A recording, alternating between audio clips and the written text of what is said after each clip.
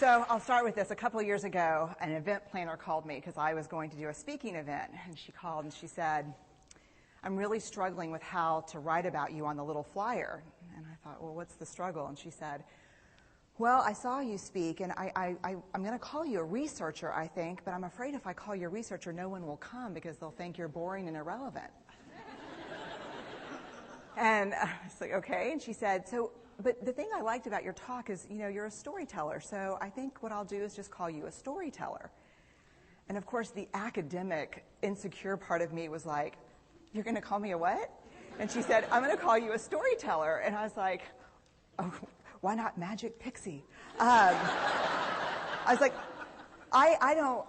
let me think about this for a second. And so I tried to call deep on my courage, and I thought, I am a storyteller. I'm a qualitative researcher. I collect stories. That's what I do. And maybe stories are just data with a soul, and maybe I'm just a storyteller. So I said, you know what? Why don't you just say I'm a researcher storyteller? And she went, there's no such thing. So I'm a researcher storyteller. And I'm going to talk to you today. We're talking about expanding perception. And so I want to talk to you and tell some stories about a piece of my research that fundamentally expanded my perception and really actually changed the way that I live and love and work and parent.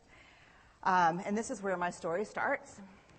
When I was a young researcher, doctoral student, my first year I had a research professor who said to us, here's the thing, if you cannot measure it, it does not exist. And I thought he was just sweet-talking me. I was like, really? And he's like, absolutely.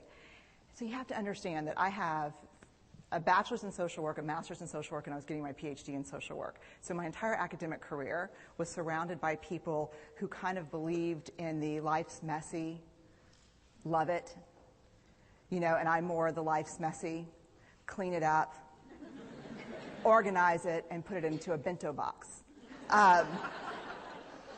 And so to think that I had found my way, to found a career that takes me, really one of the big sayings in social work is lean into the discomfort of the work. And I'm like, knock discomfort upside the head and move it over and get all A's. That was my mantra. So I was very excited about this. And so I thought, you know what? This is the career for me because I am interested in some messy topics, but I want to be able to make them not messy. I want to understand them. I want to hack into these things that I know are important and lay the code out for everyone to see. So where I started was with connection, because by the time you're a social worker for 10 years, what you realize is that connection is why we're here. It's what gives purpose and meaning to our lives. This is what it's all about. It doesn't matter whether you talk to people who work in social justice and mental health and abuse and neglect. What we know is that connection, the ability to feel connected, is neurobiologically, that's how we're wired. It's why we're here. So I thought, you know what? I'm going to start with connection. Well, you know that situation where you get an evaluation from your boss and she tells you 37 things that you do really awesome and one thing that you can't, an opportunity for growth. And all you can think about is that opportunity for growth, right? Well, apparently this is the way my work went as well, because when you ask people about love, they tell you about heartbreak. When you ask people about belonging, they'll tell you their most excruciating experiences of being excluded. And when you ask people about connection, the stories they told me were about disconnection.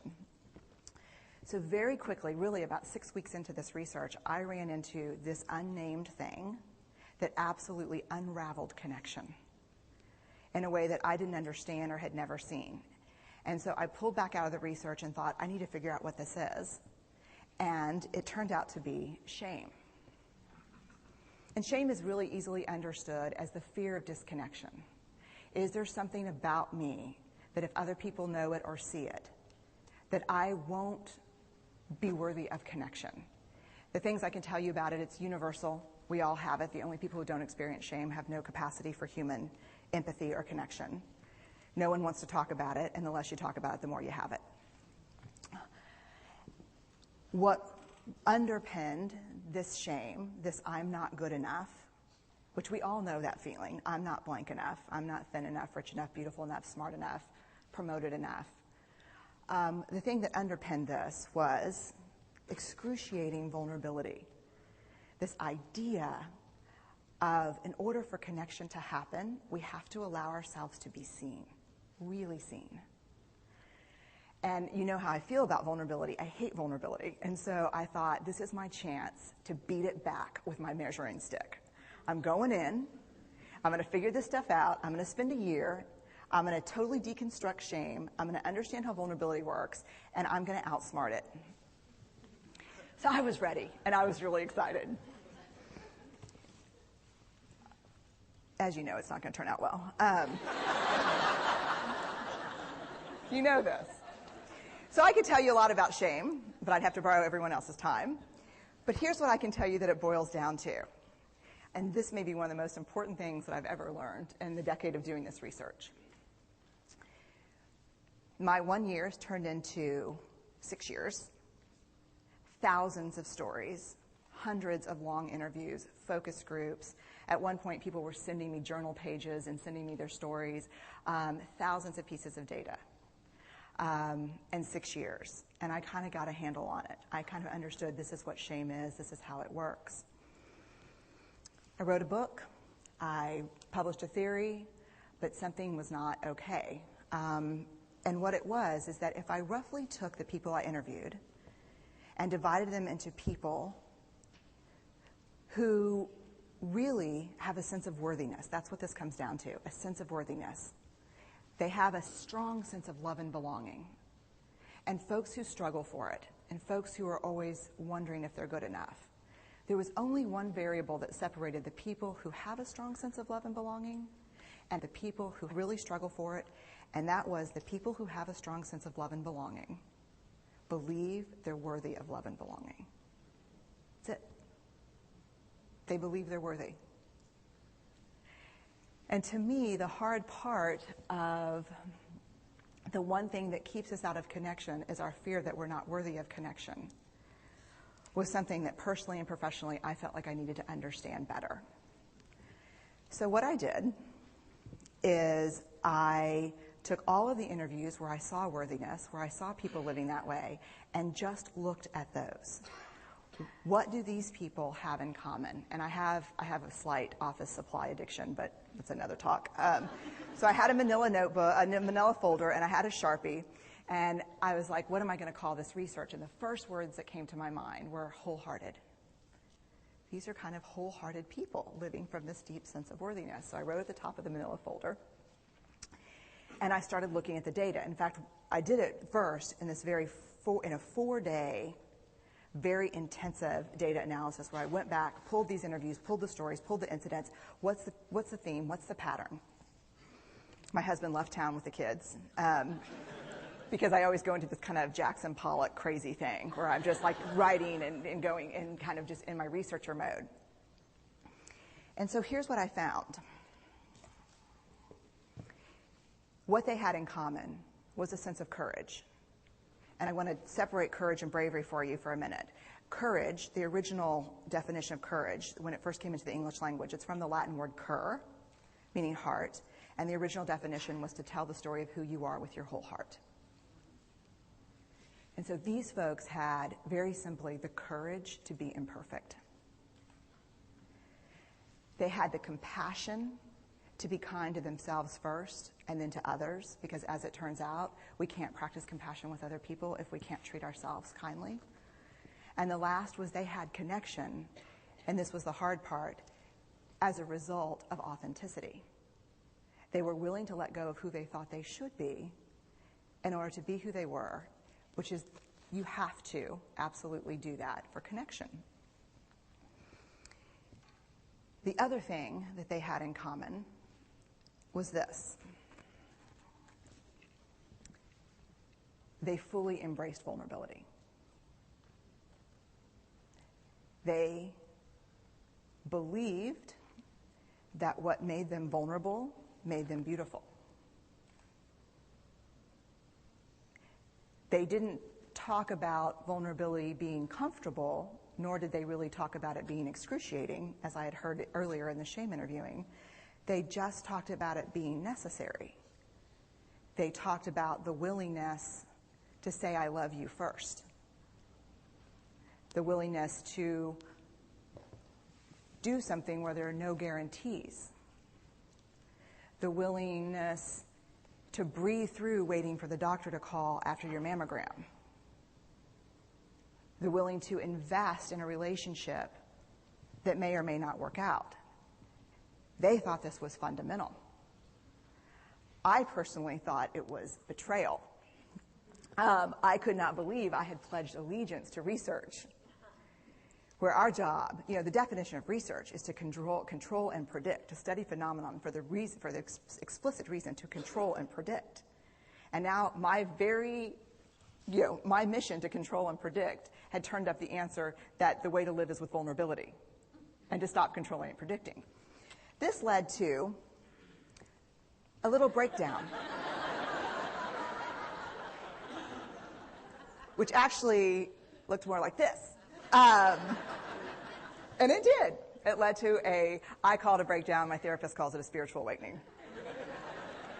Spiritual awakening sounds better than breakdown, but I assure you it was a breakdown.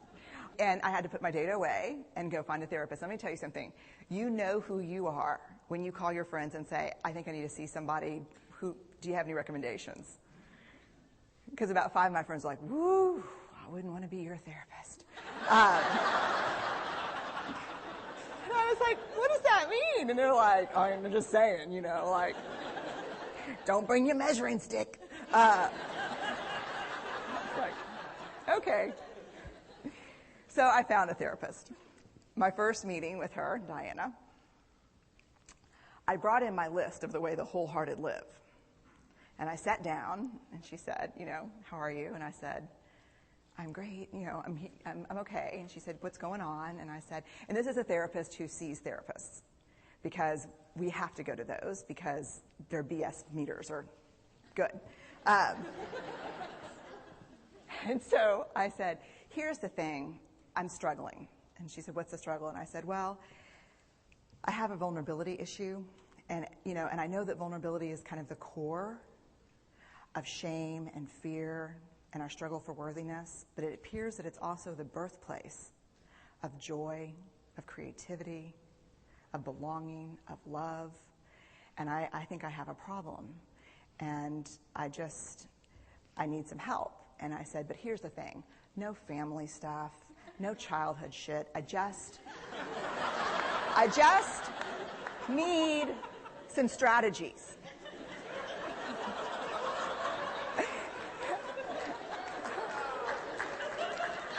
Thank you. So she goes like this. And then I said, it's bad, right? And she said, it's neither good nor bad. It just is what it is. And I said, oh my God, this is going to suck. And it did, and it didn't. And it took about a year. And you know how there are people that, like, when they realize that vulnerability and tenderness are important, that they kind of surrender and walk into it? A, that's not me. And B, I don't even hang out with people like that.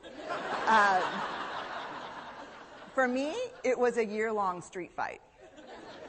It was a slugfest. Vulnerability pushed, I pushed back. I lost the fight, but probably won my life back. And so then I went back into the research and spent the next couple of years really trying to understand what the wholehearted, what the choices they were making, and what are we doing with vulnerability? Why do we struggle with it so much? Am I alone in struggling with vulnerability? No. So this is what I learned. We numb vulnerability. When we're waiting for the call, it was funny. I sent something out on Twitter and on Facebook that says, how would you define vulnerability? What makes you feel vulnerable? And within an hour and a half, I had 150 responses. Because I wanted to know, what's out there. Having to ask my husband for help because I'm sick and we're newly married. Initiating sex with my husband. Initiating sex with my wife. being turned down, asking someone out, waiting for the doctor to call back, getting laid off, laying off people. This is the world we live in. We live in a vulnerable world. And one of the ways we deal with it is we numb vulnerability. And I think there's evidence, and it's not the only reason this evidence exists, but I think that it's a huge cause. We are the most in debt, obese, addicted, and medicated adult cohort in U.S. history. The problem is, and I learned this from the research, that you cannot selectively numb emotion. You can't say, here's the bad stuff. Here's vulnerability, here's grief, here's shame, here's fear, here's disappointment. I don't want to feel these. I'm going to have a couple of beers and a banana nut muffin. I don't want to feel these. And I know that's knowing laughter. I hack into your lives for a living. I know that's, God. You can't numb those hard feelings without numbing the other affects or emotions. You cannot selectively numb. So when we numb those, we numb joy. We numb gratitude. We numb happiness. And then we are miserable and we are looking for purpose and meaning. And then we feel vulnerable. So then we have a couple of beers and a banana nut muffin. And it becomes this dangerous cycle. One of the things that I think that we need to think about is why and how we numb. And it doesn't just have to be addiction. The other thing we do is we make everything that's uncertain certain. Religion has gone from a belief in faith and mystery to certainty. I'm right, you're wrong, shut up. That's it. Just certain. The more afraid we are, the more vulnerable we are, the more afraid we are. This is what politics looks like today. There's no discourse anymore. There's no conversation. There's just blame. You know how blame is described in the research? A way to discharge pain and discomfort. We perfect. If there's anyone who wants their life to look like this, it would be me. But it doesn't work, because what we do is we take fat from our butts and put it in our cheeks. Which just, I hope in 100 years people will look back and go, wow. You know? And we perfect, most dangerously, our children. Let me tell you what we think about children. They're hardwired for struggle when they get here. When you hold those perfect little babies in your hand, our job is not to say, look at her, she's perfect. My job is just to keep her perfect, make sure she makes the tennis team by 5th grade and Yale by 7th grade. That's not our job. Our job is to look and say, you know what? You're imperfect and you're wired for struggle, but you are worthy of love and belonging. That's our job. Show me a generation of kids raised like that, and we'll end the problems I think that we see today. We pretend that what we do doesn't have an effect on people. We do that in our personal lives. We do that corporate, whether it's a bailout, an oil spill, a recall. We pretend like what we're doing doesn't have a huge impact on other people. I would say to companies, this is not our first rodeo, people. We just need you to be authentic and real and say, we're sorry, we'll fix it.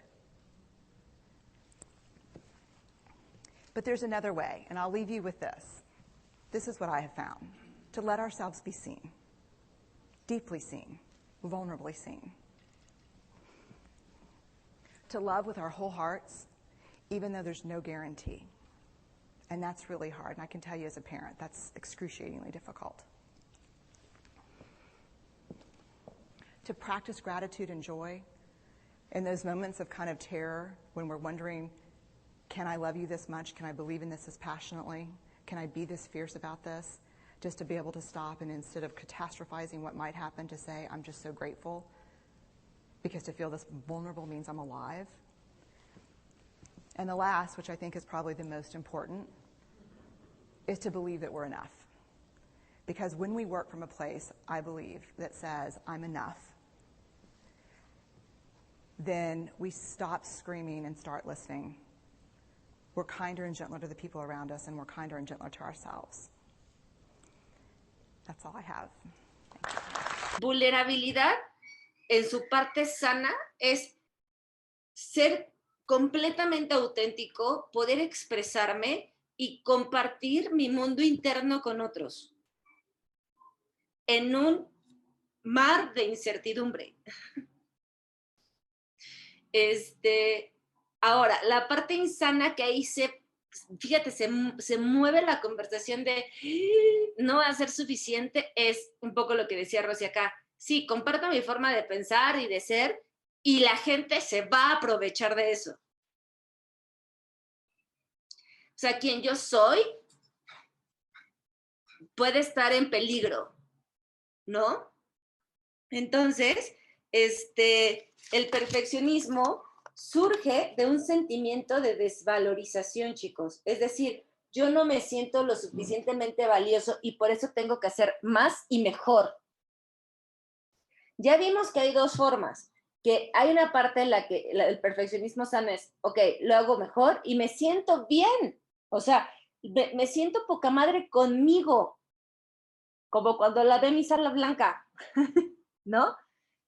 Sin en cambio, del otro lado, hay una sensación siempre de lo estoy haciendo por querer quedar bien con alguien más, para que me puedan aceptar. ¿Por qué hablamos de vulnerabilidad de la mano con el perfeccionismo? Porque la vulnerabilidad, el perfeccionismo y la vulnerabilidad se mueven por dos emociones, la sensación del miedo y la sensación de la vergüenza.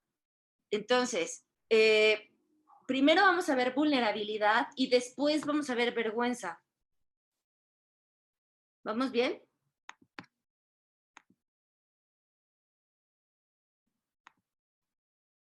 Para muchos, como lo dijeron, vulnerabilidad es fracaso, sinónimo de si soy vulnerable puedo fracasar, ¿no? Fíjate si no, cuando a lo mejor terminaste alguna relación, te sentías vulnerable y conociste a alguien y el miedo ahí era que volvieras a fracasar. Si has abierto algún negocio y no ha funcionado y a lo mejor quebraste, sientes este miedo a que si lo vuelvo a hacer, puedo fracasar. Vulnerabilidad para muchos también es sinónimo de debilidad. ¿Qué tal que me ven débil? ¿Qué tal que me ven frágil? Que se aprovechan de quién soy yo, ¿no? O me ven como alguien menos, porque acuérdate que en el perfeccionista la conversación interna, bueno, también es de competencia, ¿no? Y la vulnerabilidad también es, bueno, voy a decepcionar a alguien. Esta de la decepción es lo que más sienten mis chicos adolescentes, como de, voy a decepcionar a mi mamá. No quiero ser vulnerable porque lo voy a decepcionar, ¿no? Ahora, vamos a ver qué sí es la vulnerabilidad. Lo anterior es lo que vivimos bajo el sistema y por eso no queremos tocar esa parte. ¿Qué sí es la capacidad de experimentar tus emociones? Es estar abierto a experimentar tus emociones. Es el núcleo de las emociones como el miedo, el dolor y la decepción. Ahí es donde surgen estas emociones, pero también es donde surge la creatividad más grande, es también donde surge la innovación y el cambio. Entonces, el tema es que cuando no queremos ser vulnerables, estamos tapando, estamos anestesiando las emociones como miedo, dolor y decepción, y a la misma vez también estoy anestesiando la alegría, la innovación y la creatividad. Porque cuando anestesias unas emociones, se anestesian otras. No puedes filtrar cuáles sí y cuáles no. Se filtran en combo. Como te dije, también es el centro de las emociones como el miedo, el dolor y de la decepción, pero también en la vulnerabilidad se crea la alegría, se crea la empatía, se crea el amor, se crea la pertenencia. Nosotros como seres humanos, una de las cuestiones, o sea, de lo que más deseamos y lo que más queremos en la vida y por lo que más luchamos y tal vez por lo que tú estás aquí, es por la conexión. para conectar. Es como lo que más se busca. Porque cuando tienes la creencia de que ser vulnerable es fracasar, ser débil o decepcionar, ahí lo que estás haciendo es, me da muchísimo miedo a que quien vean quién yo soy no pueda ser amado y entonces no pueda pertenecer. Que si tú ves quién soy yo, te puedes ir y no me puedas aceptar por cómo soy y por quién soy. Entonces, mi ego, que es el que se activa cuando siente miedo, o sea, viene del miedo, va a hacer lo que tenga que hacer para poder cubrir la necesidad de ser amado y de poder pertenecer.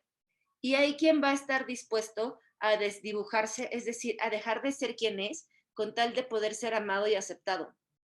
Aquí me pueden decir muchos, yo ya no hago eso. Claro que sí. Cada vez que tú te callas para que no haya problemas, es hacerlo. Eso lo vemos en el diplomado. Y de hecho es el módulo que edité ayer, que se llama hay una parte que se llama drama de control, que lo vemos en el módulo 8, y dice que hay una parte de drama de control que es el distante. Y el distante lo que hace es, me voy a callar absolutamente todo para no generar problemas, pero en el fondo es alguien que se mueve rindiéndose constantemente. No lo voy a hacer para no generar problemas, es que ya de entrada me rindo, prefiero rendirme ante esto y esa actitud no ayuda en las relaciones. Eso lo vamos a ver en el módulo 8. Entonces, si yo siento que vivo vulnerabilidad desde este punto, por supuesto que me va a dar muchísimo miedo. Si yo vivo desde este punto, lo que voy a querer hacer es buscar la certidumbre. El cerebro siempre, o tú siempre vas a querer, el ego va a querer que las cosas tengan garantías. Esto también lo vemos en Fucking Love. Quiero garantías, quiero certezas, quiero caminar con pies de plomo para garantizar que puedo dar otro paso y ese paso va a funcionar. Y perdón, pero vivimos en un mundo vulnerable, vivimos en un mundo en donde no hay garantías, donde todo es un riesgo y donde te vas a exponer. Entonces es completamente absurdo y estúpido crear niños que tengan que ser perfectos en un mundo incierto.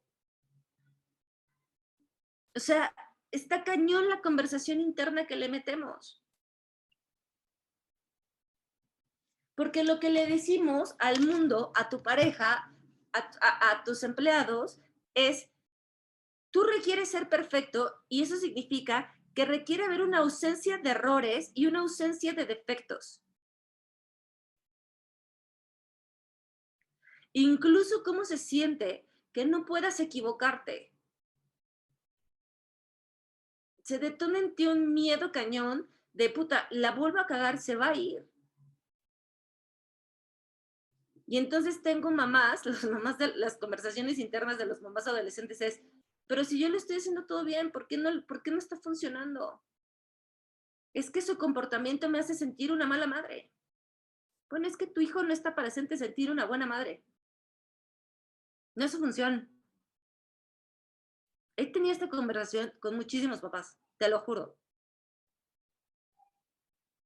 Tu hijo y la conducta de tu hijo no es para que tú te sientas una madre perfecta. No es su función. Tu función como líder en tu oficina, en tu trabajo o como en tu área profesional no es tener personal perfecto, donde no hay ausencia de errores, donde no toleres sus defectos. Que la vergüenza lo que hace es que te pongas máscaras. Entonces, o sea, mal gestionada. ¿Qué hace la vulnerabilidad? Que te las quites, te expones. O sea, la vulnerabilidad hace que tú aceptes tus limitaciones, aceptes tus fracasos, aceptes que tienes debilidades. Vulnerabilidad implicaría, que eso es algo que ya metí en la charla, en mis entrenamientos en el NERV, que aceptes tu NERV, así de, este es mi NERV, y lo integro a mí. Embrace it. Ajá. Entonces, lo integro a mí, es como es parte de mí. O sea, y vulnerabilidad implicaría que le digas a la persona, y este es mi nerd, y te juro que estoy trabajando por completo en integrarlo, aceptarlo y, y poder decir, existe esto en mí y lo voy a dar. Y a veces te voy a lastimar con él y a veces sale y créeme que parte de mi chamba es hacerme consciente de esta parte, ¿no? Y también tengo esta otra parte. Y tengo esta parte que me caga, que es que soy súper miedosa y es que a veces soy re depresiva y a veces no doy pasos en los compromisos y me gusta lo cómodo en ese sentido, lo que no haya mucho relajo, o sea, mucho pedo, y tal vez a veces no soy tan afectiva y a lo mejor lo vas a requerir y yo no me voy a dar cuenta de eso, o sea, porque no lo hago, ¿no? O cuando lo hago pienso que es suficiente, tal vez para ti no. Y entonces empiezas a bajar como la guardia y es donde surge la autenticidad. Exactamente. La vergüenza hace que tú pierdas tu autenticidad. La vulnerabilidad hace que te conectes con ella.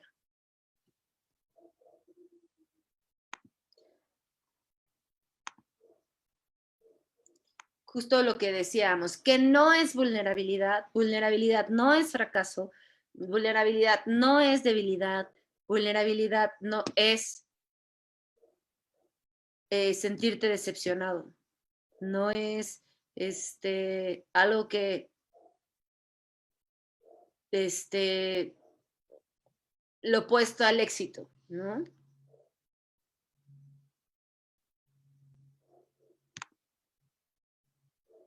Vulnerabilidad tiene que ver con la capacidad de que experimentes tus emociones. El tema es que si yo no quiero sentir las emociones negativas, como el miedo, el dolor y la decepción, lo que voy a hacer es apagar absolutamente todo. Cuando yo no quiero vivenciar una emoción, apago la contraparte. Si yo no quiero vivenciar la tristeza, pues tampoco voy a vivenciar la alegría. Si yo no quiero vivenciar la soledad, tampoco voy a experimentar el sentido de pertenencia. Si yo no quiero experimentar el enojo, tampoco voy a experimentar la libertad. Cuando yo tengo la apertura para experimentar todas mis emociones, eso va a hacer que yo esté a flor de piel, eso va a hacer que yo esté en conexión con el todo, que yo esté en conexión con las experiencias que estoy viviendo en este momento. Y entonces, la vulnerabilidad, su núcleo está en las emociones como el miedo, el dolor y la decepción, que Brené Brown sí lo cataloga como emociones negativas. Yo no, porque en Feelings les hago mucho énfasis de, güey, no hay negativo positivo. Lo que pasa es que este tipo de emociones te meten en un plano que te despierta el sentido de supervivencia. Como Entonces, unas antenitas, Dios mío. exacto. Entonces, pero lo que pasa es que estas emociones lo único que hacen es recordarte situaciones en las cuales te sentiste extremadamente vulnerable, o sea, expuesto, en donde te arriesgaste. O sea, claro que te va con, si alguien te rompió el corazón y te terminó en una relación de la mierda y te quieres volver a enamorar, claro que te van a venir flashbacks de esa relación y no es así, no era por el fucking love, sino fue porque hubieron cosas que no sirvieron, que te lastimaron y te lo va a recordar. ¿Para qué? Tú puedes decir, para no volver a entregarme. No, güey, para entregarte mejor, para hacer caso a las señales que en su momento no viste, pero que esperemos que hayas aprendido la lección y ahora puedes tener los ojos mucho más abiertos. La vulnerabilidad, así como es el núcleo de las emociones negativas, también es el génesis, o sea, también es lo que provoca las emociones positivas como la alegría, como la empatía, como el amor. ¿Por qué? Porque hablamos de este tipo de alegrías. Por ejemplo, hablamos de la empatía. ahorita que muchos de ustedes comparten, como Lolis, como Erika, como Rubí, que han compartido, Bupi, sus cosas que a lo mejor para ustedes son como muy personales, pero en este momento sintieron la necesidad de alguien más, tal vez dijo, puta, yo también viví eso, ¿no? O sea, y acuérdate que empatía no es ponerte en los zapatos del otro. Empatía es, pienso, si yo pensara como tú, tal vez hubiera sentido lo mismo y hubiera actuado lo mismo. No lo veo así con tus zapatos desde mi punto de vista, lo veo con tus zapatos desde tu punto de vista. Y entonces ocurre algo mágico y a lo mejor cuando yo ya siento la confianza de hablar con otras personas acerca de lo que está ocurriendo en mí, de mi historia, de mis miedos, lo que va a surgir es que el otro va a sentir que también puedes ser real conmigo, que conmigo no necesita ser de determinada manera para que lo acepte, sino que puede ser el mismo. Porque yo estuve dispuesto a quitarme las máscaras, me puse en un lugar vulnerable, es decir, me arriesgué a abrirme, a abrir lo que estaba ocurriendo en mí. Y eso va a generar empatía, va a generar amor. Entonces vamos a sentir que podemos expresarnos lo que sea, que sentir pertenencia. Y como no me va a dar miedo a que tú te vayas por quién soy yo, entonces voy a poder ser creativo, voy a poder crear lo que sea que tenga en mente o lo que me nazca, ¿no? En la innovación, en las empresas, es como, ¿quién se va a hacer? Quien no se arriesga, no hay capacidad de innovación. Entonces, por eso es que es tan importante también la vulnerabilidad en los trabajos, ¿no?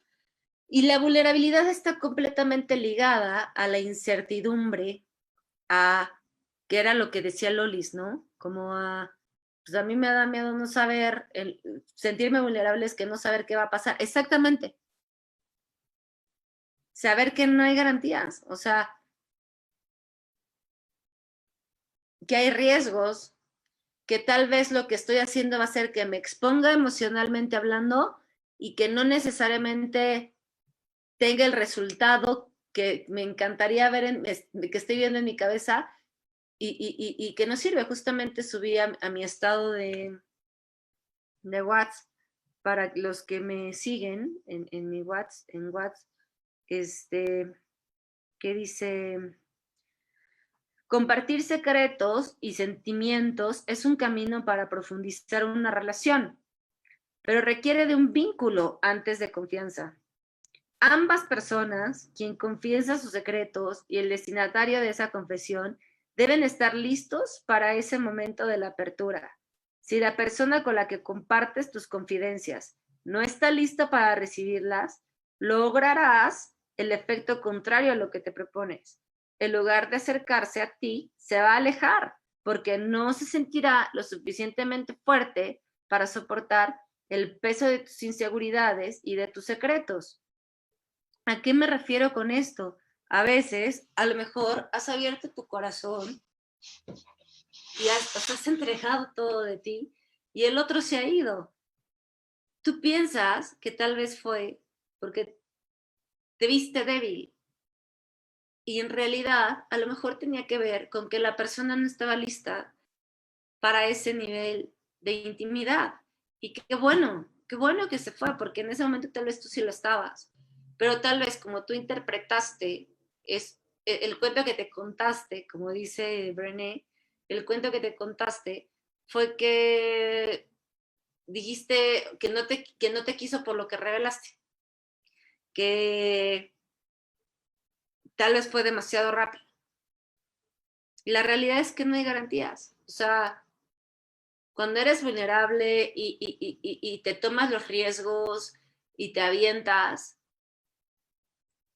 eso mismo hace que seas vulnerable, las no garantías. Si hubiera garantías, no implicaría riesgo, tendría certeza.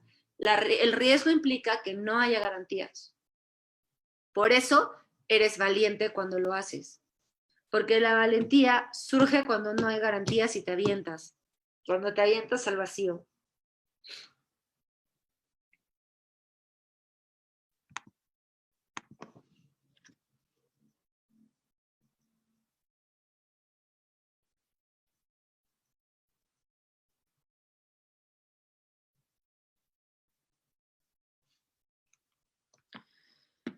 Ok, ahora, así de qué pedo, ¿y ahora qué hago? ¿No? No mames, si siempre voy a sentir vergüenza y la vulnerabilidad, ¿ahora qué? ¿Y qué? ¿Ahora qué? ¿Cómo puedo apropiarme de mi vulnerabilidad? Acuérdate, vergüenza y vulnerabilidad siempre van de la mano. Son bodies. ¿Cómo abrazas tu vulnerabilidad? ¿Cómo la apropias? Abriéndote. La realidad es que abriéndote es como vas apropiándote de tu vulnerabilidad. Ahora, abrirte implica que encuentres este tipo de espacios en el cual puedes hablar de ti. O sea, obviamente no lo vas a hacer en tus redes, ¿no? O sea, no lo vas a hacer, o quién sabe, ¿eh? La realidad es que, por ejemplo, yo tengo un amigo que se llama Gabo. Gabo y yo, la neta es que sí lo hacemos, muy cabrón. Pero lo hacemos cuando ya lo tenemos muy gestionado, como que ya lo tenemos tan aterrizado que podemos usar tal vez esta parte de la historia para poder usarlo como un mensaje para otros, ¿no? ¿Cómo puedes abrazar tu vulnerabilidad? Experimentando tus emociones.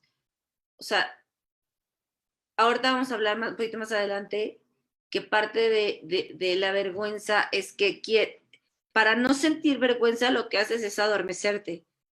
Buscas no entrar en contacto con lo que sientes. Entonces, eso está fatal porque dejas de entrar en contacto con tus experiencias pasadas que te dan información y con tu experiencia presente que hace que incluso si no contactas con tus emociones, dejes de creer en tu intuición. Y vamos a hablar de la intuición en un momento más. Entonces, abrazar tu vulnerabilidad implica que experimentes tus emociones. Acuérdate que la vulnerabilidad en la sociedad es ser débil. No muestres tus emociones, no seas vulnerable, es decir, no muestres tus emociones porque entonces te ves débil. Y es completamente lo opuesto, requieres experimentar tus emociones para entender qué está ocurriendo y no mandarte el mensaje que por lo que estás sintiendo no puedes ser amado. ¿Cuántos pueden ver lo que estoy diciendo? O sea, estamos haciendo todo al revés, güey, estamos de la chingada. Entonces, gracias, güey. ¿Cómo abrazas tu vulnerabilidad siendo empático y conectando con los demás? En tu trabajo es exponiendo tus ideas. Justo lo que te decía hace ratito. Abrazar tu vulnerabilidad, cuando te digo que te abras, no significa que le digas a tus redes sociales tus secretos más profundos, ¿no? O sea, acuérdate que eso se gana y es con la gente con la que realmente sientes confianza y con quien realmente te interesa crearla, ¿no? O sea, crear la relación.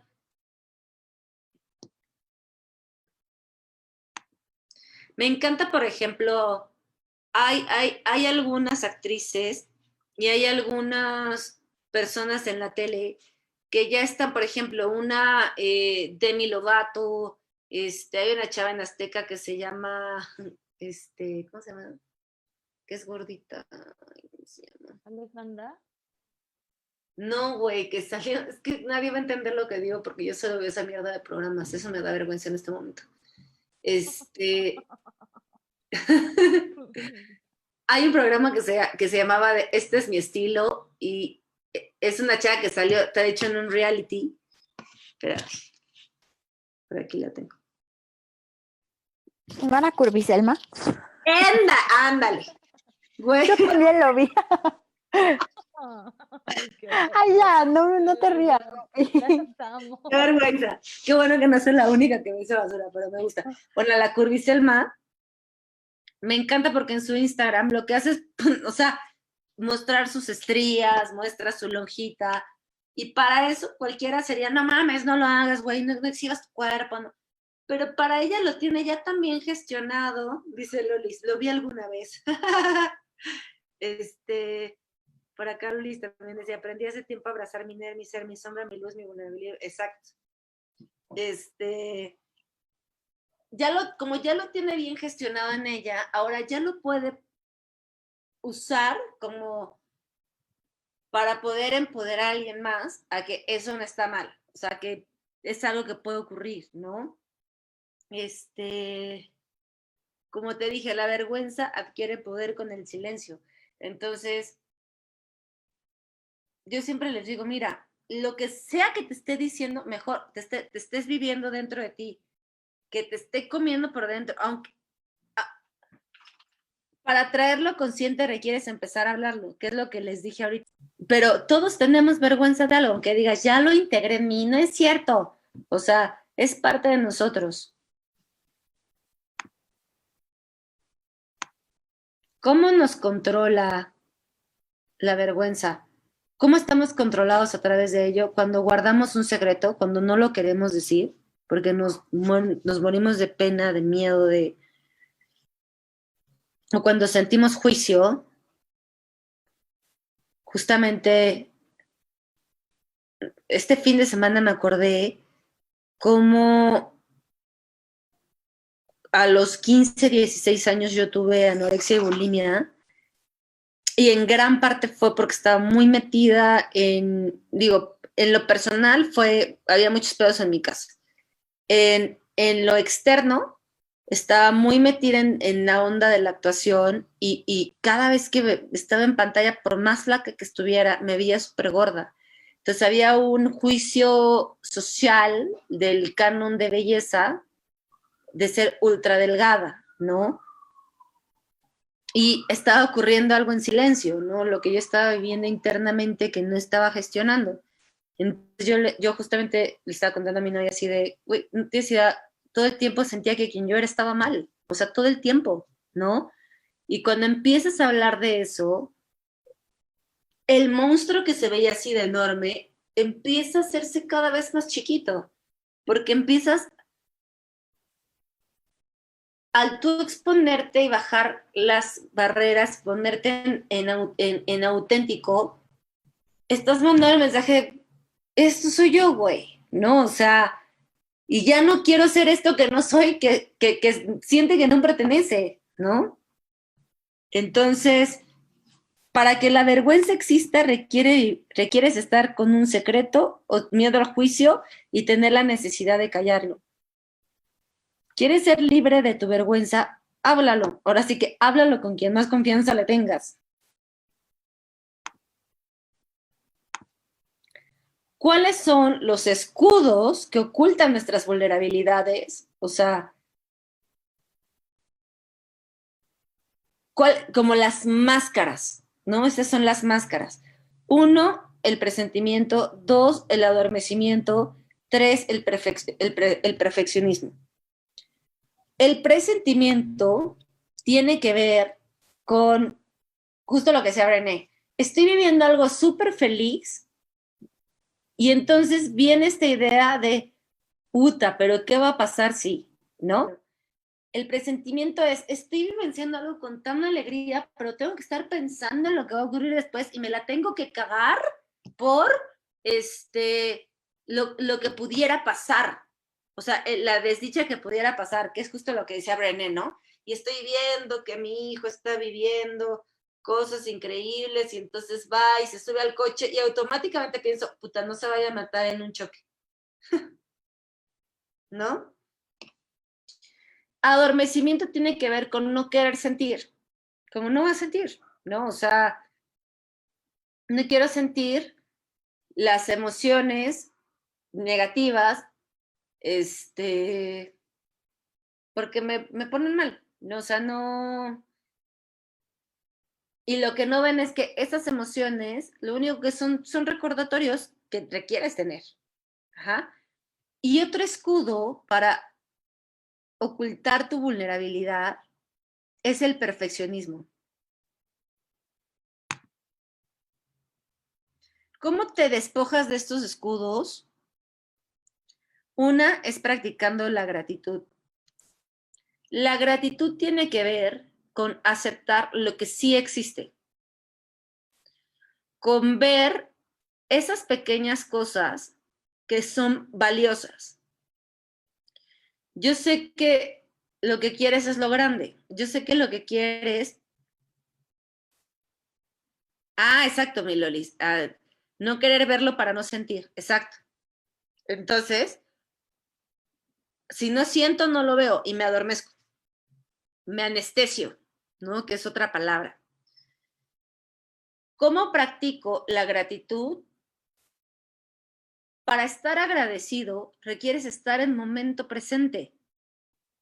Nadie se agradece por lo que no ha ocurrido en el futuro. La gratitud ocurre en el momento presente. Por cómo incluso concibo e interpreto también mi pasado, pero lo hago desde mi momento presente.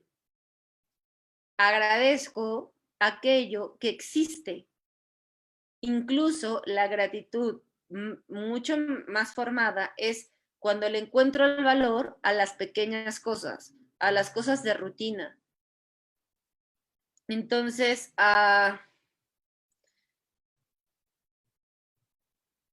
acuérdate que dijimos que la vulnerabilidad también es el génesis de las emociones positivas, como la alegría, la empatía, el amor, la pertenencia, la innovación y la creatividad. Entonces, cuando yo estoy en gratitud, lo que se despierta, por ende, es mi alegría. Lo que se despierta es el amor, es decir, la apreciación de lo que tengo. ¿Cómo te despojas de los escudos pasados? Fomentando la espiritualidad en tu vida. En los estudios que hizo Brené Brown, se dio cuenta que la gente más agradecida son aquellos que han vivido situaciones ultra complejas, como estar en las guerras, como haber perdido alguna parte de sus extremidades, como haber estado en situaciones muy complejas, enfermos terminales que pudieron vivir, o sea, que se vieron en circunstancias muy complejas. Se dio cuenta que uno de los factores que lo hacían resilientes, y ahorita hablamos de eso, es su gratitud, ¿no? Y es como, güey, viví esto de la chingadísima y estoy aquí, ¿no? Mi mejor amigo hizo muchísimo dinero en la pandemia y le dio COVID y estuvo muy mal en el hospital y él jamás te habla de cuánto dinero hizo en la pandemia. Dice, güey, no tienes idea de lo agradecido que estoy de que salí, güey. Yo sentí que no iba a salir del hospital. O sea, y estoy agradecido con mi novio que aguantó vara, cabrón. Y me di cuenta de cuánto tiempo perdí por haber estado en juicios pendejos. O sea, y ahorita lo único que quiero es disfrutarlo a él, disfrutar que estoy bien, atender a mis clientes, güey. O sea, regresar a casa, disfrutar mi casa que es nueva y que ni la había disfrutado. O sea, como que te trae presente a eso cotidiano que ya no aprecias de tu vida, por estar esperando lo enorme, lo que te hace más chingón, lo que te da más visibilidad en términos de éxito en lo social. Y decía que incluso la gente que ha vivido cosas horribles, lo que se dan cuenta es que ha fomentado la espiritualidad en su vida. ¿A qué nos referimos con espiritualidad? Con sé que hay algo más grande que yo, que nos une a todos. Esa es la espiritualidad.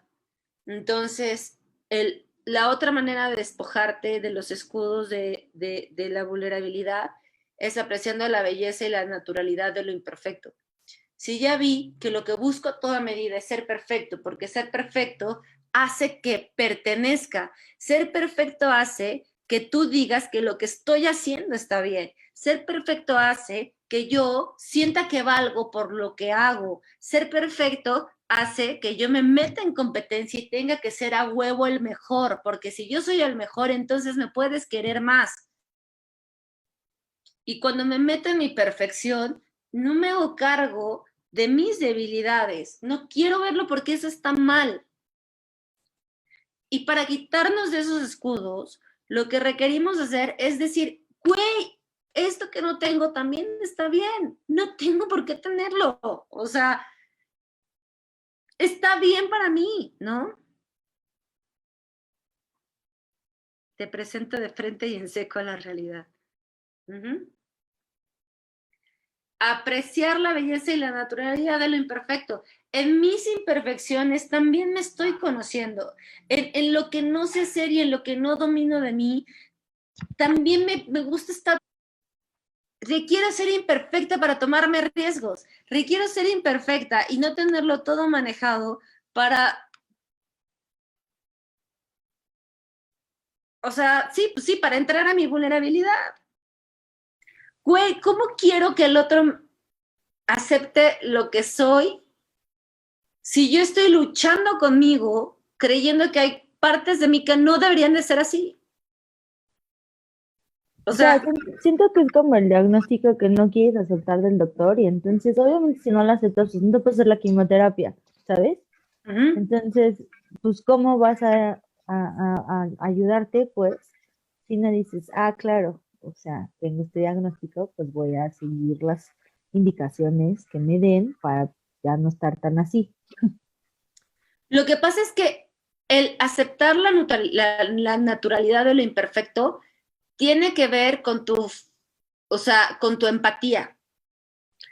No, yo no creo que puedas ser empático con alguien más si eres ultra juicioso con tus propias imperfecciones. Si cuando volteas a verte, te dices que no eres digno de ser amado, que eres un pendejo, que nadie te va a querer. O sea, no hay manera que puedas ser empático con alguien más si no aceptas tus propias imperfecciones. Regresemos a lo de la. Es que esta información de la naturalidad de lo imperfecto lo tienen que captar los que son adictos a la perfección. Es como, mientras más estás enfocado en querer ser perfecto, más pinche miedo tienes a que te juzguen, te rechacen, menos integrado estás en ti y menos inauténtico eres. No, y menos auténtico eres. Entonces,